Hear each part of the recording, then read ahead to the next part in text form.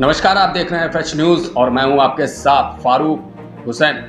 उत्तर प्रदेश के बांदा जिले से इस वक्त की बड़ी खबर सामने आ रही है, जहां पर बांदा जिले में पूर्व विधायक मुख्तार अंसारी की मेडिकल कॉलेज में भर्ती होने के दौरान हार्ट अटैक पड़ने से मौत हो गई। वहीं उनकी मौत की खबर सुनते ही परिजनों में कोहराम मच गया, तो वहीं राजनीतिक गलियारों में हलचल सी मच गई है। वहीं इस दौरान जेल प्रशासन पर काफी गंभीर आरोप भी लगे हैं और उन पर यह आरोप भी लगाया गया है कि मुख्तार अंसारी को स्लो पॉइजन देने की बात की जा रही है। वहीं इस दौरान उनके चाहने वालों की बढ़ती भीड़ को देखते हुए प्रशासन के द्वारा आनन फानन में काफी पैरामिलिट्री फोर्स के साथ साथ अन्य पुलिस फोर्स को तैनात कर दिया गया है और उत्तर प्रदेश में धारा 144 लागू कर दी गई है। देखिए रिपोर्ट। 3 दिनों से बीमार चल रहे जेल में बंद माफिया मुख्तार अंसारी की तबीयत गुरुवार रात अचानक फिर से बिगड़ गई। सूचना मिलते ही जिलाधिकारी दुर्गा शक्ति नागपाल, डीएम अंकुर अग्रवाल कई थानों की पुलिस फोर्स के साथ मंडलीय कारागार पहुंचे। करीब 40 मिनट तक अधिकारी जेल के भीतर रहे, जिसके बाद मुख्तार अंसारी को एम्बुलेंस से दोबारा रानी दुर्गावती मेडिकल कॉलेज ले जाया गया। वहीं जहां पर दिल का दौरा पड़ने से मुख्तार अंसारी की मौत हो गई।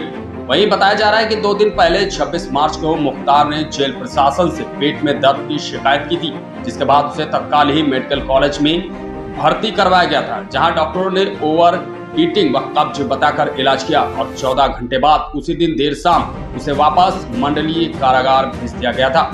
इधर गुरुवार शाम 7:30 बजे के आसपास अचानक मुख्तार अंसारी की तबीयत दोबारा बिगड़ने लगी, जिसके बाद प्रशासन ने आनन फानन में उसे मेडिकल कॉलेज में भर्ती कराया। मुख्तार के स्थानीय अधिवक्ता नसीम हैदर ने जानकारी देते हुए बताया है कि मुख्तार को हार्ट अटैक पड़ने की आशंका है। एक प्रशासन उन्हें मुख्तार से मिलने नहीं दे रहा है। वहीं मुख्तार का परिवार भी बांदा के लिए लखनऊ से बांदा जिले में पहुंचा। वहीं उनकी मौत के बाद जहां परिजनों में कोहराम मच गया, तो वहीं मौके पर उनके चाहने वालों की भारी भीड़ बढ़ती देख आनन फानन में प्रशासन के द्वारा पैरामिलिट्री फोर्स सहित अन्य पुलिस फोर्स को तैनात कर दिया गया और उत्तर प्रदेश में सीएम योगी आदित्यनाथ के दिशा निर्देश पर धारा 144 लागू कर दी गई है। वहीं परिजनों का आरोप है कि मुख्तार अंसारी को स्लो पॉइजन दिया गया है, जिसकी उन्होंने कोर्ट में शिकायत भी की थी। हालांकि इस घटना के बाद राजनीतिक गलियारों में भी हलचल सी मची हुई है और लगातार सभी पार्टियों के द्वारा अपने सोशल अकाउंट ट्विटर पर लगातार ट्वीट कर अपनी बात रख रहे हैं। वहीं इस दौरान अखिलेश यादव ने क्या कहा है, आइए ये ट्वीट सुनाते हैं। सबसे पहले अखिलेश यादव ने अपने ट्विटर हैंडल से कहा है कि मुख्तार अंसारी जी को हार्ट अटैक के बाद जब अस्पताल में भर्ती कराया गया, उसी समय बांदा मेडिकल कॉलेज के बाहर पैरामिलिट्री फोर्स को भी लगाया गया। इसका क्या मतलब समझा जाए।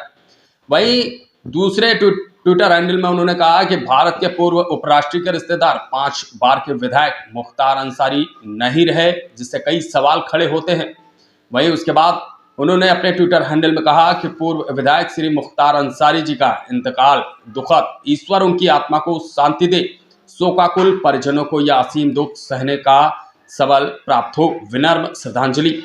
वहीं उन्होंने अखिलेश यादव ने एक और ट्वीट भी किया है, वो भी आपको सुनाता हूं। मुख्तार अंसारी नहीं रहे, एक क्रॉस कंट्री का धावक, एक धाकड़ नेता और जयराम की दुनिया का बादशाह चला गया। उनकी मौत कैसे हुई उस पर टिप्पणी बाद में, लेकिन कुछ सच्चाइयां हैं, आइए सुनाता हूं। कभी किसी बड़े पत्रकार ने मुझसे कहा था कि मुख्तार अगर अपराध की राह पर नहीं चलता तो महान धावक होता। यह जानना जरूरी है, जब भक्तों के पूर्वज अंग्रेजों से माफी मांग रहे थे, जब पाकिस्तान के साथ युद्ध के वक्त इनके लोग घर में बैठे मुर्ग मुसल्लम खा रहे थे, उस वक्त मुख्तार के परिजन देश के लिए लड़ाइयां लड़ रहे थे। भूलना मत, मुख्तार 1947 में भारत पाकिस्तान के युद्ध में देश का नाम रोशन करने वाले महावीर चक्र विजेता ब्रिगेडियर उस्मान के खानदान का है। हाँ, यहाँ देश के पूर्व उपराष्ट्रपति हामिद अंसारी के खानदान का भी है। तो भारतीय राष्ट्रीय कांग्रेस के पूर्व अध्यक्ष जिनका नाम मुख्तार था, उनके खानदान का भी मुख्तार के जाने से पूर्वांचल दुखी होगा। वही साथ ही ये भी बताया जा रहा है कि जिस तरीके से मुख्तार अंसारी एक डॉन भी थे, जिनके नाम से लोग कांपते थे और उन पर लगभग 64 मुकदमे दर्ज बताए जा रहे थे, जिन पर कोई कार्यवाही नहीं हुई, लेकिन उसके बाद उन पर कई मुकदमे जो चल रहे थे, उनके आधार पर योगी सरकार के द्वारा गिरफ्तार किया गया, जिसके चलते वह जेल में थे। हालांकि मुख्तार अंसारी के जाने के बाद जिस तरीके से उत्तर प्रदेश में धारा 144 लागू की गई है, जिससे कई अहम सवाल खड़े होते हैं। क्या उत्तर प्रदेश में कोई बवाल होने की आशंका है? हालांकि अभी तक ऐसा कुछ भी होना संभव नहीं लग रहा है और प्रशासन पूरी तरह से तैनात हो चुका है। बांदा जिले के बाद चाहे गाजीपुर की बात करें, चाहे मऊ की बात करें, चाहे लखीमपुर की बात करें या सीतापुर की बात करें, सभी जगह पैरामिलिट्री फोर्स और प्रशासन के नुमाइंदे सड़कों पर उतर चुके हैं और सभी जो संदिग्ध लोग हैं उन पर कड़ी नजर रखी जा रही है। और इसके बाद एक और ट्वीट किया गया है तेजस्विनी यादव जी का, उनका भी मैं ट्वीट सुनाता हूं, उसके बाद आगे चर्चा करेंगे।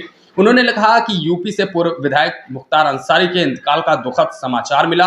परवरदिगार से प्रार्थना है कि दिवंगत आत्मा को शांति तथा शोकाकुल परिजनों को दुख सहन करने की शक्ति प्रदान करे। कुछ दिन पूर्व उन्होंने शिकायत की थी कि उन्हें जेल में जहर दिया गया है, फिर भी गंभीरता से नहीं लिया गया। प्रथम दृष्टया ये न्यायोचित और मानवीय नहीं लगता। संवैधानिक संस्थाओं को ऐसे विचित्र मामलों व घटनाओं पर स्वतः संज्ञान लेना चाहिए। दोस्तों, जिस तरीके से जेल प्रशासन पर यह गंभीर आरोप लगाए जा रहे हैं, उन पर कहां तक सच्चाई है ये तो आने वाला वक्त बताएगा।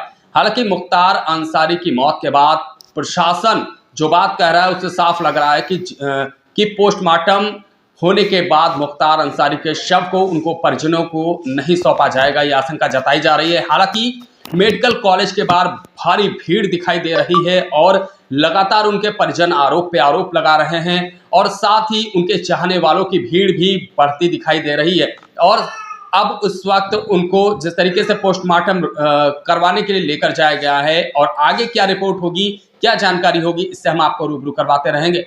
जय हिंद। कोई भी हमदर्द अगर हमारे दुख में शामिल है तो वो या शोर शराबा या कोई धक्का मुक्की, अगर हमारे परिवार का कोई हमदर्द है जिसको दुख है, वो इस तरह की कोई बात नहीं करेगा। कोई तमाशा बनने आया हम उसकी नहीं कर सकते, पर जो भी हमारे घर का है, जो हमारे दुख में है, उसको हमारा दुख समझना होगा, अपना दुख मानना होगा। भाई प्लीज, नए लड़के हैं, समझाइए बाबू। देखो, हम आप लोग से रिक्वेस्ट कर रहे हैं कि आप लोग हम लोगों की बात मान जाइए। इससे बड़ा गम हम लोगों के लिए कुछ नहीं है, लेकिन हम आप लोगों से ये मोहब्बत के साथ कह रहे हैं कि आप लोग वापस चले जाइए। हम लोग कहना मान लीजिए, हम लोग की इज्जत रखिए। आप लोग